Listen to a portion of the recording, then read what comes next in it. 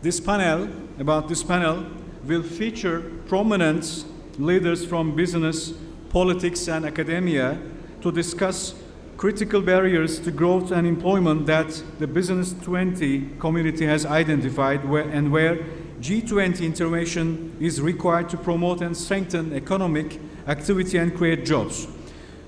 First of all, I would like to invite the moderator, Mr. Sarp Kalkan. He's also Sherpa B20 Turkey. Mr. Sarp Kalkan. And then the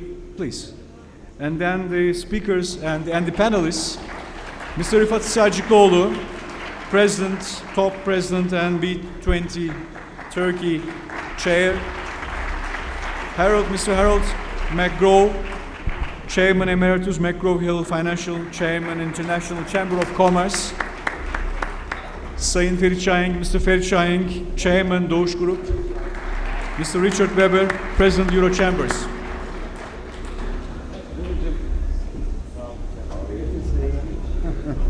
Richard, on the right hand side. Good to see you.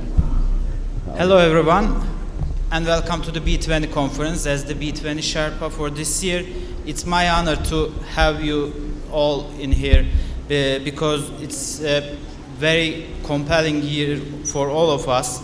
Lots of meetings, phone calls and mails, and it's a pleasure to finally see all of you in here. I would like to thank President Erdoğan, Minister Yılmaz and Chairman Selçukluoğlu for their opening speeches. This part was the leadership part of our conference, and now we have to discuss our B20 agenda, what we are expecting from the G20 governments, and what are our recommendations. We have a short video summarizing what are our recommendations. Just a 5-minute video. Please enjoy this video which summarizes our 19 recommendations. Last year, G20 ascribed highest priority to two fundamental issues for fostering global growth: increasing living standards and quality of employment. Past 12 months saw a focus on encouraging sustainable development and implementing Brisbane decisions. Despite these efforts, the strengthening of global economic growth was slow. No material assistance could be provided to enable the integration of women and the unemployed who are mostly young into the workforce. Robust foundations for small and medium-sized enterprises failed to materialize. Global trade and investment have yet to reach levels before the crisis. Rising levels of technological disruption and falling productivity had its impact on the activities of the private sector, growth, and employment. So, Turkish G20 presidency decided to have 3 priorities in 2015. On the basis of these 3 priorities, B20 organized itself around 6 task forces. The first 5 of these focused on the advocacy and refinement of existing B20 proposals and built on the work by the previous cycles. The new task force, focusing on SMEs and entrepreneurship, in turn, came up with proposals to integrate SMEs into the global economy.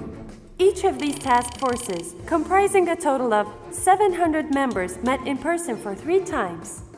Furthermore, regional consultation meetings took place in 9 countries. These efforts led to the development of policy-relevant and actionable recommendations to improve growth and employment under 4 primary categories. Implement agreed policies. The implementation of the policies established last year was projected over an extended calendar, which did not improve their effectiveness. Therefore, these policies need to be concluded and implemented quickly in order to increase global growth and employment. B20 recommends the following: ratifying and implementing of the Trade Facilitation Agreement, finalizing and improving the implementation of the Global Financial Reform Agenda, reiterating the need for regulatory consistency in the Financial Reform Agenda, and implementing the G20 high-level principles on beneficial ownership transparency. Among these recommendations, ratification and implementation of the Trade Facilitation Agreement by itself will increase the global GDP by $960 billion. create 20.6 million new jobs. Invest in correcting imbalances. B20 identified the crucial areas where G20 needs to intervene in market imbalances, in employment and infrastructure, and to ensure balanced global growth. B20 recommends the following: addressing mismatches between the demand and supply of skills in labor markets, developing a common set of international investment principles, developing country-specific infrastructure investment strategies, improving the infrastructure investment ecosystem to facilitate the development of infrastructure as an asset class. Only within developing infrastructure as an asset class, increasing the number of bankable projects and catalyzing more private funds into infrastructure will result in $300 to $500 billion of additional investment per year. Improving infrastructure development, procurement, and approval processes will result in cost savings of $400 billion to $600 billion per year. Enhance competition. Enhancing competition curbs the cost of goods and services, increases economic performance, and opens up new sectors of employment.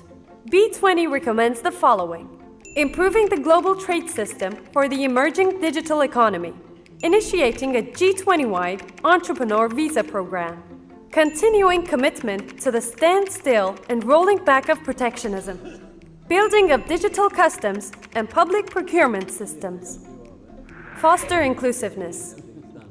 B20 believes that sharing growth and welfare among all segments of the society is crucial for economic growth and sustained employment.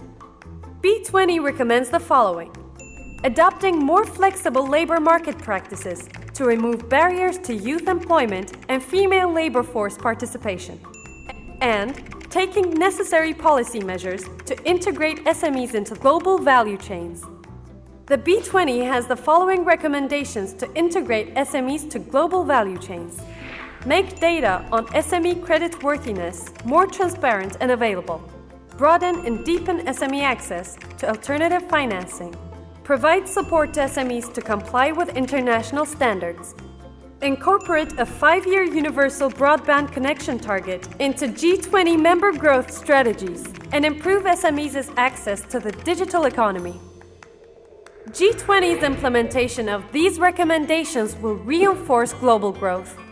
It will encourage private sector for more investment and trade. It will enhance SMEs and increase employment. The global business community commits to working with the G20 in implementation of these recommendations and enhancing the public-private dialogue. For detailed information, visit b20turkey.org. Thank you for watching this video. Thank God we had this video, because if we don't have this video, I have to make a presentation of half an hour describing all 19 recommendations. It might be very boring. So now I want to turn to our panel and first introduce Mr. Hisarcıklıoğlu. He talked about the process that we have faced in the B20 in the last 9 months, but what he thinks about the B20 growth agenda, our recommendations, and which points are the most important issues to raise to the G20 governments. Mr. Hisarcıklıoğlu, the chairman, the floor is yours.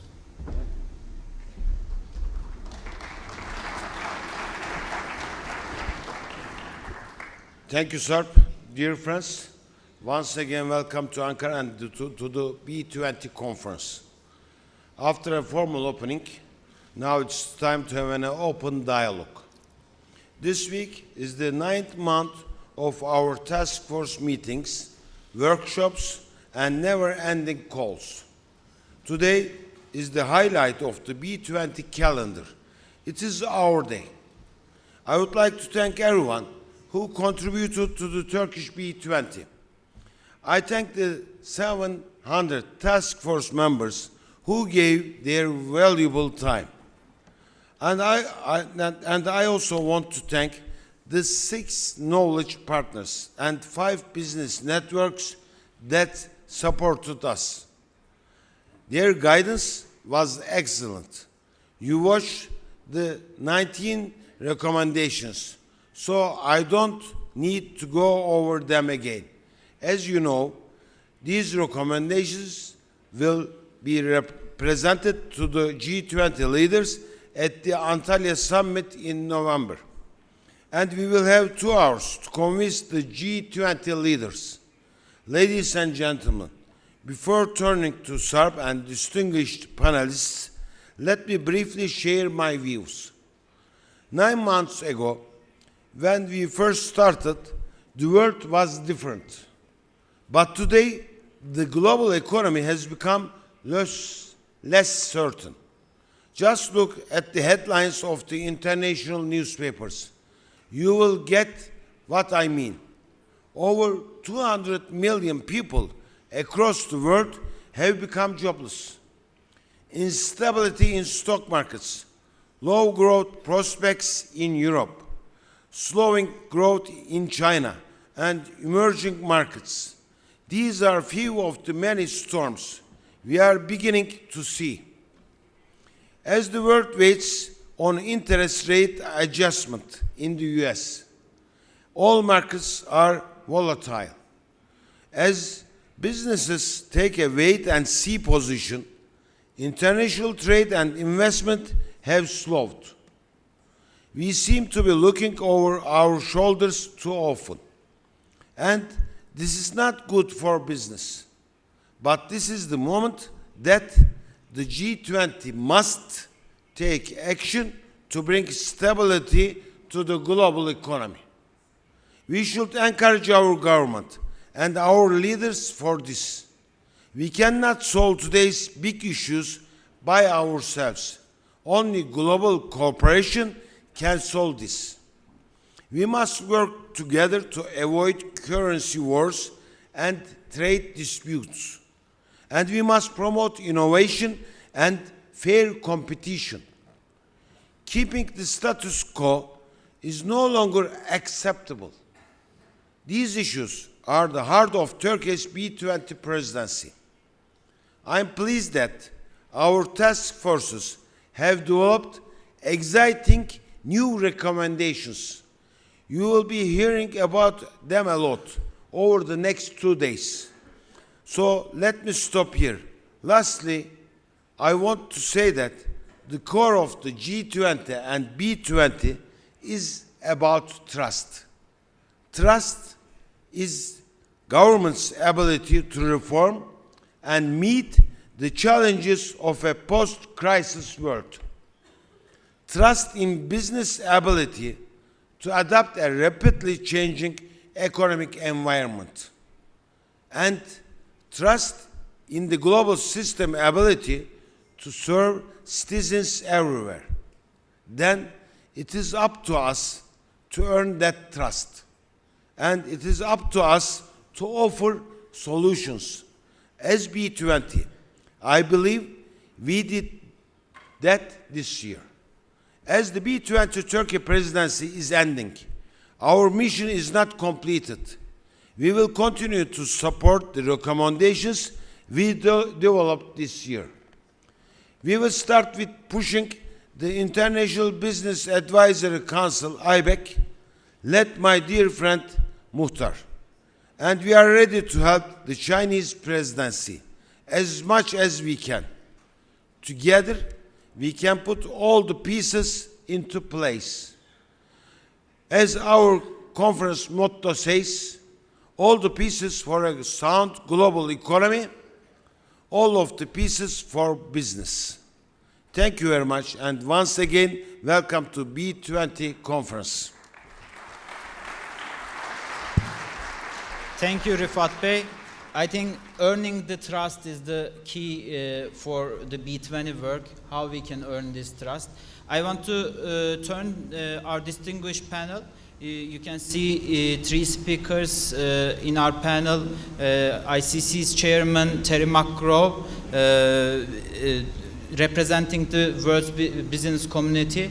He is the chairman of the largest global business organization, and he has the legitimacy to represent the global business community. On the right-hand side, you can see Richard Weber, the president of Eurochambers, representing the European business community, who suffered most in the global financial crisis and who are also suffering in the crisis. And Ferit Şahenk on the right-hand side of the panel, representing the Turkish business community and Turkish B20 chairs, task force chairs. Now I want to start with Terry McGraw. Mr. McGraw, you worked very closely with all B20 presidencies since the beginning, and you know all the presidencies very well. And we are all talking about growth agenda, how we can sustain growth and these kind of issues. What does a meaningful growth agenda look like to you? Okay, well, thank you, Sarp, and good afternoon, everybody. And just very quickly, for the International Chamber of Commerce, it is a business organization made up of 6.5 million companies, 130 national committees in 130 countries, 11 policy commissions, and the Court of Arbitration. And one of the things that we want to do is continue to measure and monitor the progress that we're making and provide continuity from host country to host country, so that no one country has to start all over again and start beginning from the beginning. It's starting to really build on that component. And one of the things that was stated right up front in the film is very, very important. You have to know what it is that you're trying to solve for to come up with a growth agenda. So if it is about objectives of solving for economic growth, job creation, higher levels of prosperity, expanding your middle class, innovation and creativity, and in large part now through this B20, through the World SME Forum on that part, which is very exciting. So if those are the things that you're trying to solve, two things right up front. Business and government have to work together coming up with that growth agenda. They can't do it side. Government sets policy, business executes. And if they're not working together on both aspects of that, you're not going to get the kind of results that you want in terms of those objectives on that one. And that's why the B20 process is so important and is getting stronger and stronger, I think. But remember, keep the word in mind, evolving. Going from Korea to France to Mexico to Russia, then to Australia and now Turkey, it is an evolving process and it's getting stronger and stronger. When we start talking about a growth agenda, Sarp, there are cornerstones here that we've all talked about. First and foremost, financing for growth is critical. Because if you don't have the capital markets and the wherewithal and the banking systems and the capabilities to tap into those markets, you're not going to have the wherewithal to be able to do things you want. So financing for growth becomes critical. Number two is human capital and education. In that, what you're trying to look at is your future workforce. What kind of skills are you developing? We talked about today, and the president was talking about youth unemployment as high as 40% in some places in life. Well, where are they going to get those skills and those capabilities and to be able to compete for those kind of jobs and the like? The third one is all about infrastructure and investment. And again, we heard today, about discussions about how you expand your infrastructure needs and making those kind of investments and the like. And the next one is trade. I think the fastest, most important way to achieve economic growth, and we have seen some real progress in this area, and I would say more so. And by the way, we measure that as well. This is the commercial. This is our ICC Open Markets Index, and we measure every single G20 country and every aspect of their export-import market so that everybody can see it, so it's transparent on that. Now, when you have a growth agenda like that, there are certain things that we have to continue to work on all the time, and each year on that one. And these are parts of the process. So when we start talking about these agendas, pro-market structural reform is critical. We need to see more consistency in regulatory capabilities. We need to see more protection of intellectual property and such, that people are having the ability to do more on that part. We also want to see barriers to trade and investment come down, and that protectionist activity is there.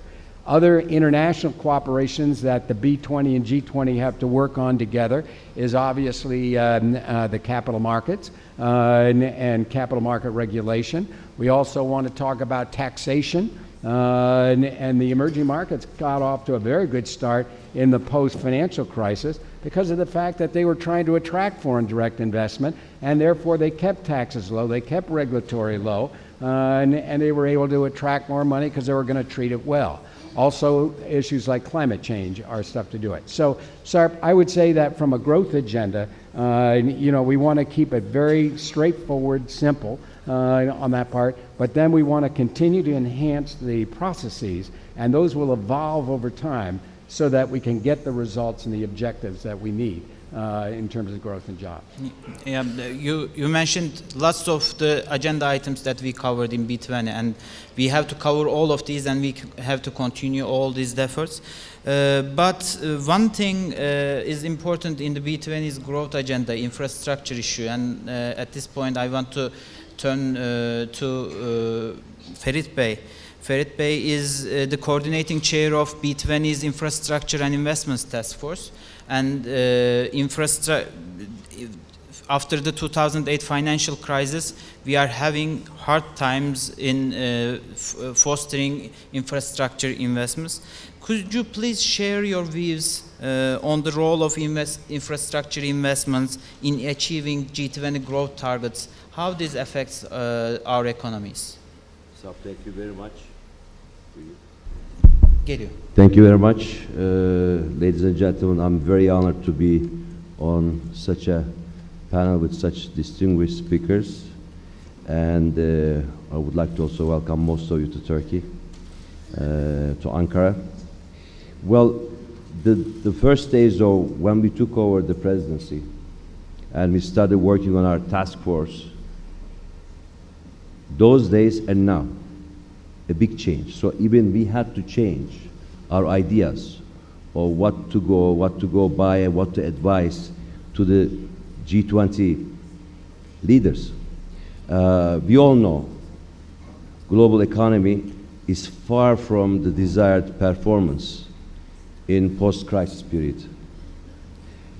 And more so, we have the slowing momentum of the emerging markets.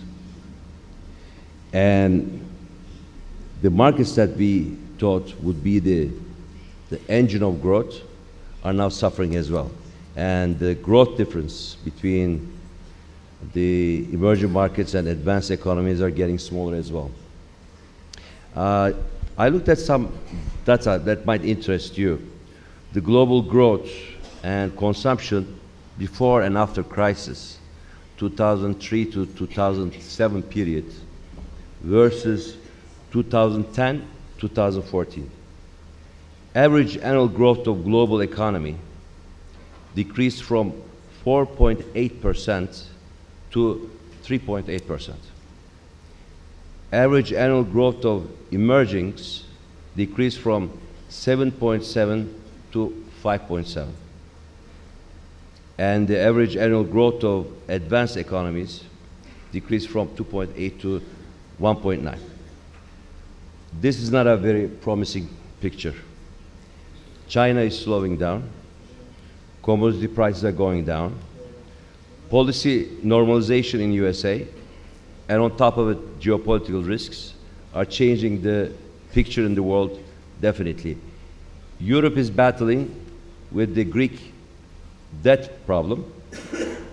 On the other hand, China's stock exchange in 1 month loses in dollar terms 6 times the amount of the Greek debt. So these are really interesting pictures that we are facing. G20 committed last year to raise growth by additional 2% until 2018.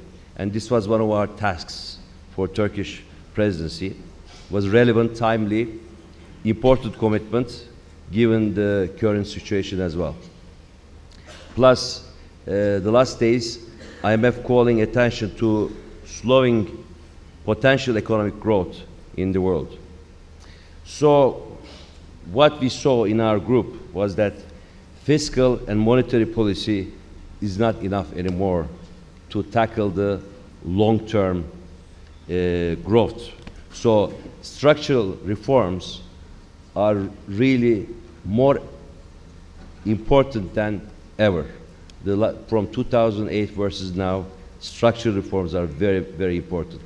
Obviously, as my friends pointed out, innovation, labor productivity are also very important. But coming to the most popular task force that I have, I think I have the biggest membership. Around 200. Thank you. And infrastructure investments seem to be the way to go to the future. And as we all know, infrastructure investments generate employment. It increases private sector dynamism. And obviously, it will raise the productive capacity for the long term as well. So, as more than before, we need high infrastructure investments in emerging markets and need for modernizing and upgrading infrastructure in advanced economies. There is, we all know also that infrastructure investment gap that we are facing until 2030. Some people say 15, some people 20, but it's definitely minimum $15 trillion in the world today. We developed 2 strategy recommendations as our task force. One, increase public infrastructure investments via country investment strategies. First, we were thinking that we would work with the countries themselves to give some ideas, but now we think that each country know their problems, they should look into their pictures and create country investment strategies. Secondly, steps to channel long-term private finance to infrastructure asset class. It was mentioned today a couple of times. This is very crucial. Maybe later in the second round, I can go into the technicalities. Definitely. I think we will need how we close the infrastructure gap, this kind of an issue we should talk about. Now I want to turn to Mr. Weber. He is representing one of the largest business communities of the world, European business community, and all European chambers. European business community faced immense problems in the last decade after the global financial crisis, and you are waiting for solutions to your problems from the G20 governments. And also G20 governments are committing lots of policies in the last couple of years, but some of these commitments are not implemented. So, and this year G20 and B20, we are focusing more on implementation in the Turkish presidency. Where do we need to make more progress in your view and focus our efforts?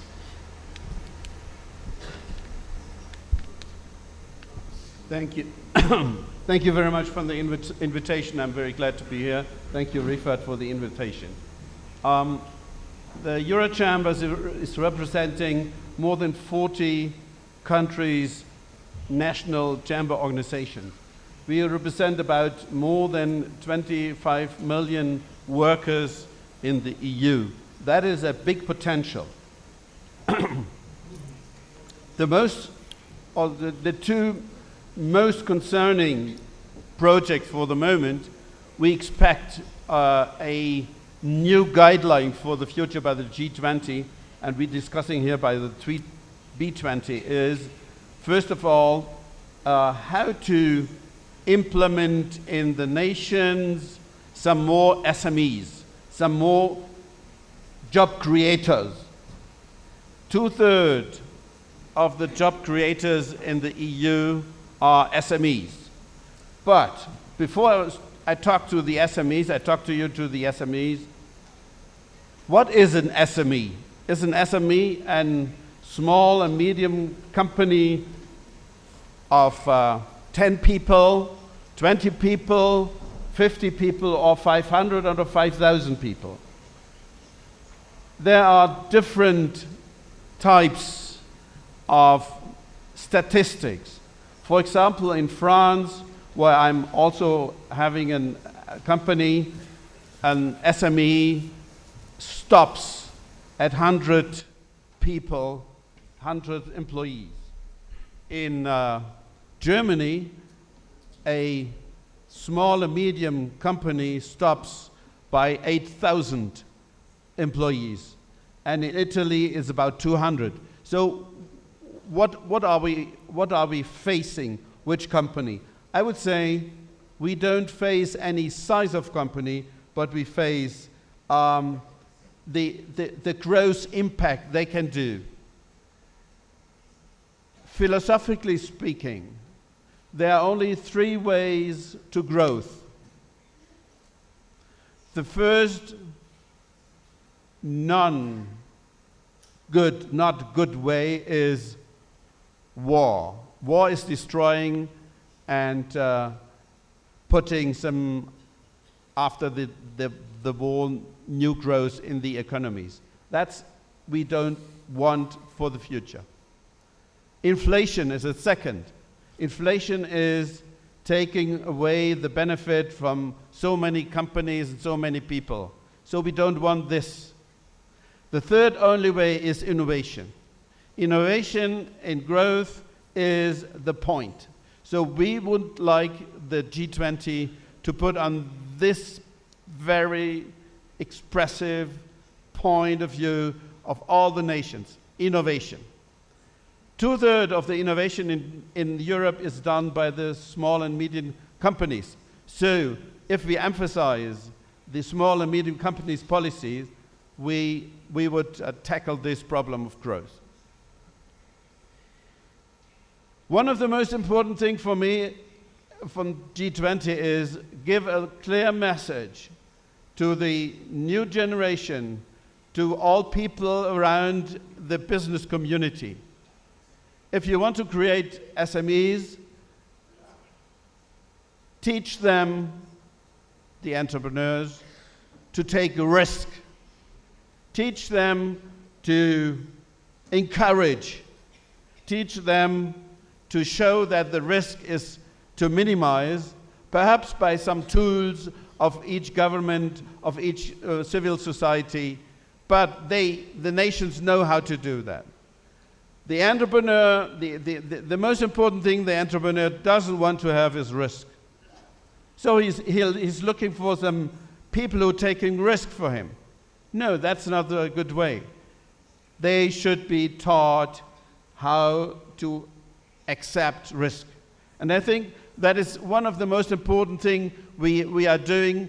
Second, after growth, is to implement that different cultures need different ways to act. We cannot do all the same in Europe. That is not good. Every nation should do on his own. You know, philosophically speaking, after each crisis, you see in the politics of the governments, everybody wants to do the future growth on his own. That is not a good way. We should stick our heads together and look for the main things of growth. Growth is done by innovation. Innovation is done by the small and medium companies, and that is the future for Europe and perhaps for the whole world. Thank you. Thank you, Mr. Weber. SME agenda, as you all know, SME agenda is very important for this year's B20 process, and we are supporting all of your views about fostering, how to foster SMEs and so on. Now I want to turn back to Mr. McGraw from a different perspective. You are also the coordinating chair of the B20's Trade Task Force. and you are following the trade negotiations very closely, both at the WTO level or America's, United States' new TTIP and TPP initiatives. So what is going on the trade agenda, or what do you think the world trading system will look like from 20 years from now? Oh, that's safe, 20 years, okay.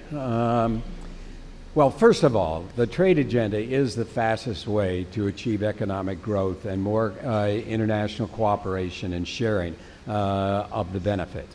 Now, it has been difficult. The World Trade Organization has not been as strong as it needed to be, especially as we came into the 2000s, and it has started to develop. The advanced economies started developing an awful lot of bilateral agreements. But now these are agreements between two countries that are more sophisticated and advanced to be able to pull off some of those capabilities.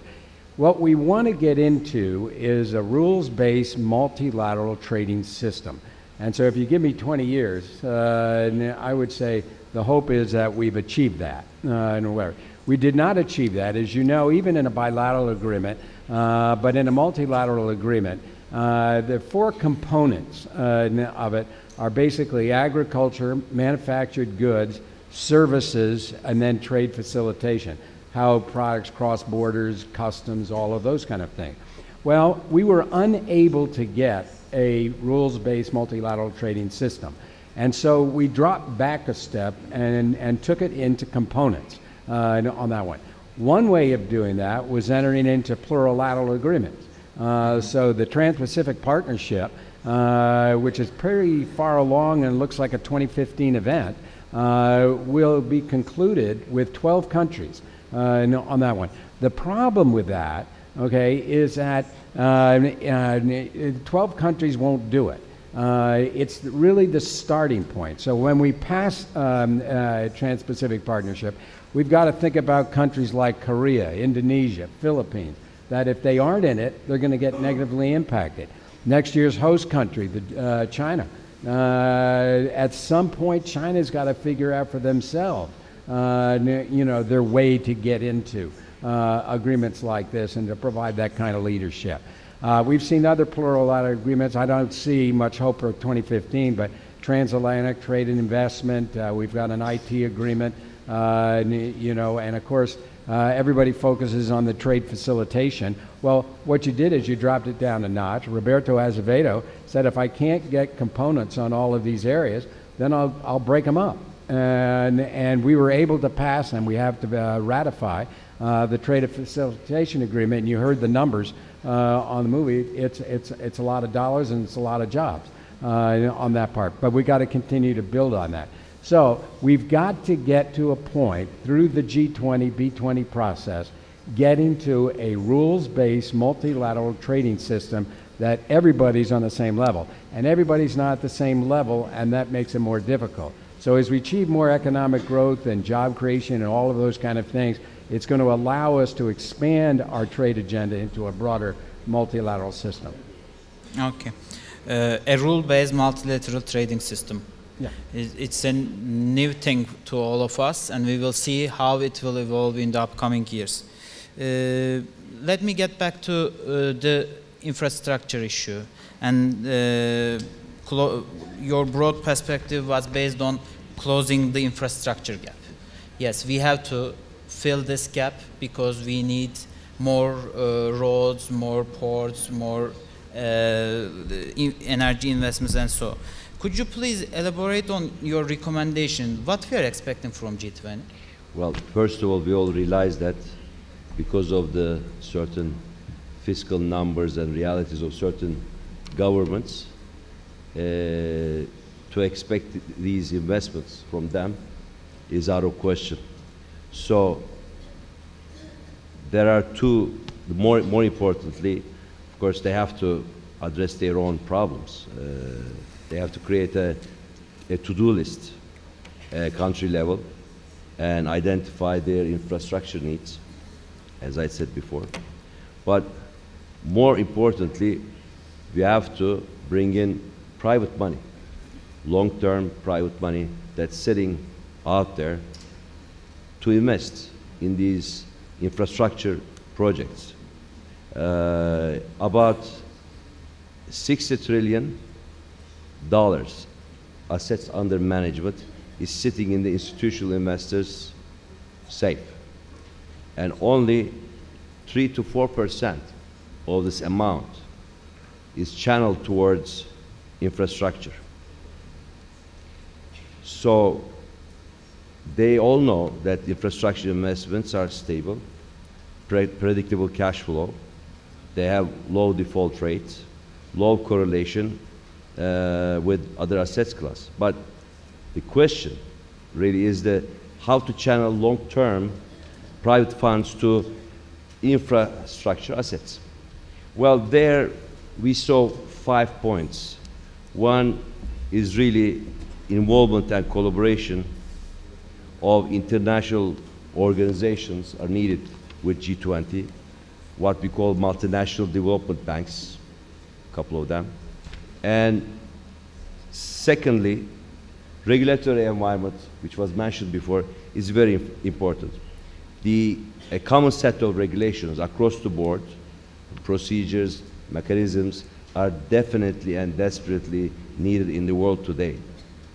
The legal environment should be very clear, transparent, and the disincentives of regulatory realities should be really removed, because the investor really would take the risk of the investment, but should have at least confidence in what they are getting into. So this is very important. And thirdly,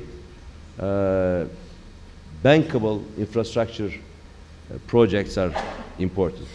At the end of the day, the investor wants to make money, but also they have to see a clearly prepared project, design of the project, and structuring.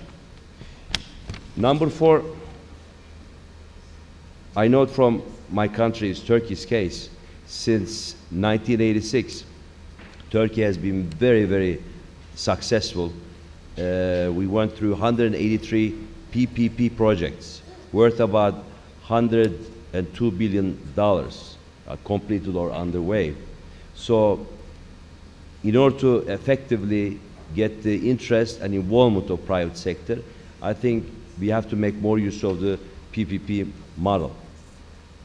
Last but for the least probably is the enhancing the securitization of this asset class, because if we can also create a product in the exchange, in capital markets, then you will have more liquidity, you will have a wider investor base, because broadening the investor base is very important. So it can go even to the smaller investors after the institutional investor gets this project. And I think creating a marketplace for this asset class is very important, which will bring liquidity and investor base. So I think when the money was around the world so much, it was easier to attract investors. But now it's more difficult. So each and every country has to do their homework more carefully and create a product for the investors to invest, because some of the countries, unfortunately, don't have the fiscal means to invest in this project. Yeah, thank you very much. I think a new PPP framework and these infrastructure securitization issues will be a long-term agenda for the G20 and for the B20, and hopefully our Chinese friends also will follow this. Before closing the session, I want to go to Mr. Weber again and ask one more question. When we are talking about Europe, it's a common problem. All G20, many G20 countries are facing this problem. But when we are talking about European countries, we are having 40% of youth employment, 49% of youth unemployment scores. what do you think about the youth or in some countries like Germany or Austria, there are very low youth unemployment scores. So what do you think about the youth unemployment issue and how we can cure this problem and make our youth happier and more productive? When I was young, I was born, I come back to this question, I was born as a German, half a year later I became French, 5 years later I became Saarland, and 5 years later I really became German. So I know what it means, protectionism. I saw in my life 5 different currencies. So I know what is mean protectionism. Protectionism even in education.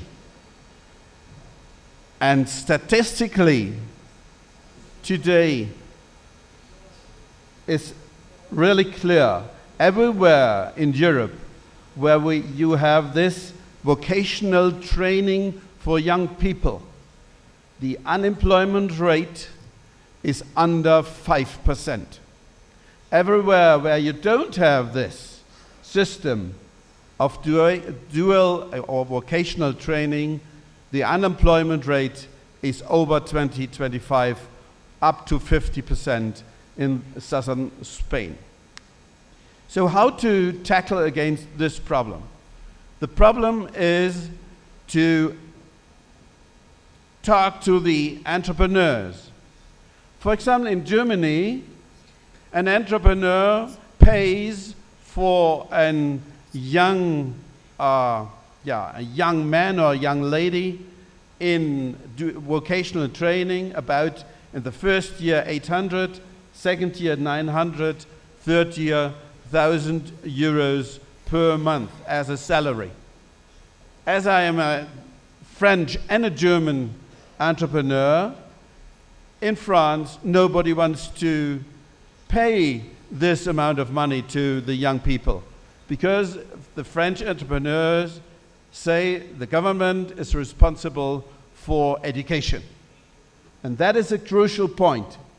If government, and everywhere where the vocational training is in good function, government has the nose in but the fingers out.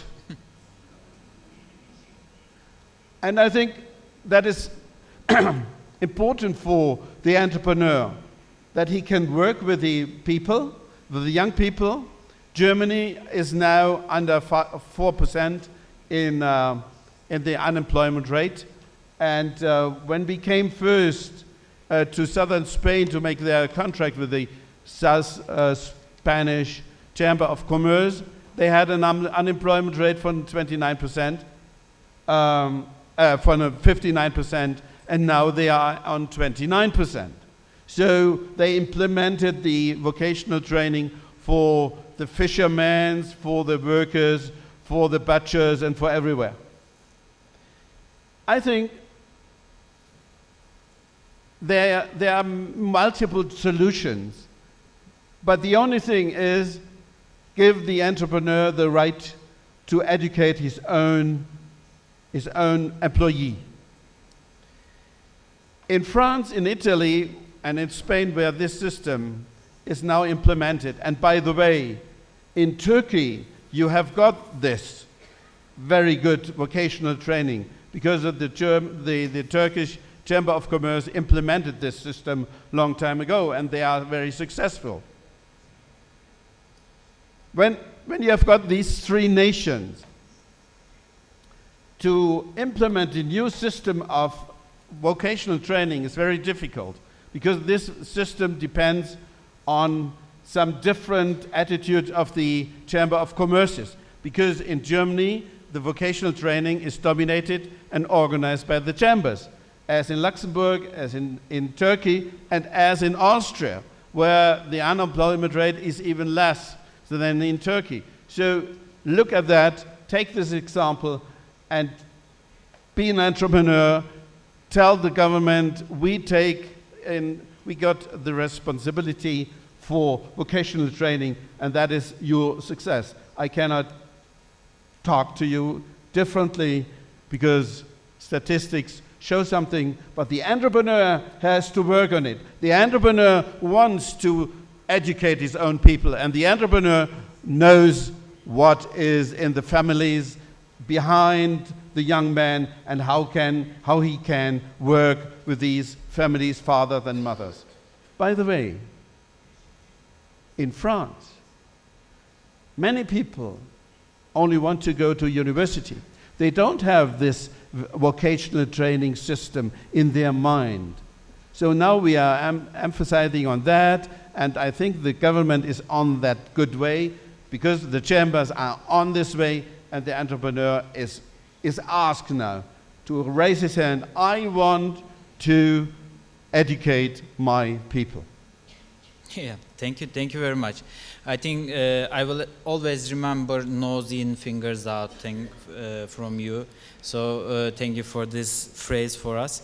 Now I want to close the session, and I think we have a good buzzwords of our growth agenda: trade, infrastructure, SMEs, innovation, and skills. And we will talk more about these 5 issues and more in the following sessions. I want to now give the floor to Hakan Bey to ask for the following session. Thank you very much. Thank you. Thank you very much. So the session, in session 20, we talked about, and they talked about, B20 agenda for growth. Thank you for the panelists. Thank you very much again, and I think we can another picture. So Ferit Bey, o zaman lütfen another family photo for this panel, and then we will start session 30.